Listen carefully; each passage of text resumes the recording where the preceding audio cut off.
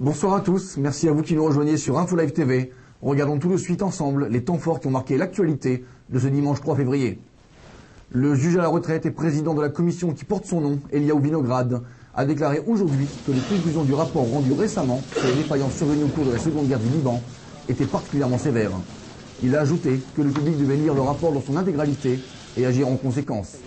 Toujours selon le juge Vinograd, le rapport final, qui avait pour certains épargné le Premier ministre Ehud Olmert dans sa conduite de la guerre, reste indissociable du rapport intérimaire rendu en avril dernier, un rapport qui avait été particulièrement sévère contre le Premier ministre.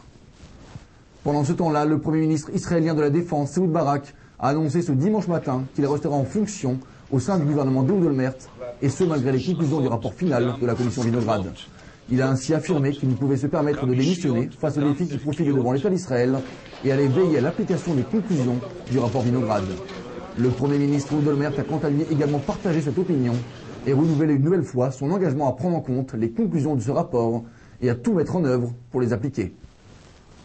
Retour à Gaza maintenant avec des quantités impressionnantes d'armes et d'explosifs infiltrés par les forces du Hamas depuis l'ouverture de la brèche dans la frontière égyptienne.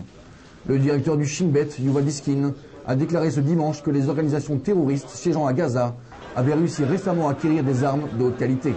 Il a de plus mis en lumière le fait que depuis l'ouverture de la frontière, de nombreux terroristes qui auraient suivi un entraînement en Iran, en Syrie ou en Égypte auraient regagné la bande de Gaza par la frontière béante. Environnement à présent, un groupe de 15 maires menés par le maire de Tel Aviv ont pris l'engagement de combattre le réchauffement de la planète en réduisant l'émission de gaz à effet de serre dans leur ville.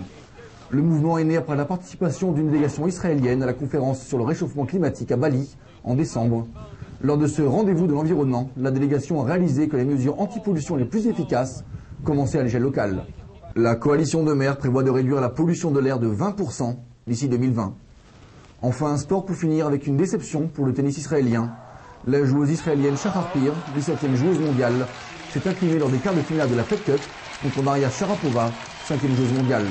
La joueuse russe, actuelle tenante du titre, a gagné par 2-7-0 sur un score de 6-1, 6-1. Le match se déroulait en Israël, à Ramat HaSharon. Votre programme sur InfoLive TV, c'est aussi un reportage sur la décision de l'actuel ministre de la Défense, Ehud Barak, de ne pas quitter le gouvernement. Découvrez aussi un reportage sur les dernières réactions et promesses d'Ehud Olmert, quelques jours après la publication du rapport final de la commission Vinograd. Enfin, découvrez aussi un document sur la récente et soudaine coopération entre le Hamas et l'Égypte pour la reconstruction de la frontière à Rafia. Merci de nous avoir suivis en direct de Jérusalem sur InfoLive TV. Rendez-vous demain pour un nouveau regard sur l'information. Très bonne soirée à tous. Découvrez en avant-première le nouveau service d'InfoLive TV. Recevez gratuitement chaque jour, en vidéo, les informations d'Israël et du Proche-Orient sur votre mobile. Pour vous abonner, entrez sur notre site www.infolive.tv et cliquez sur la bannière Service téléphone mobile. Aujourd'hui, le monde entier parle d'Israël.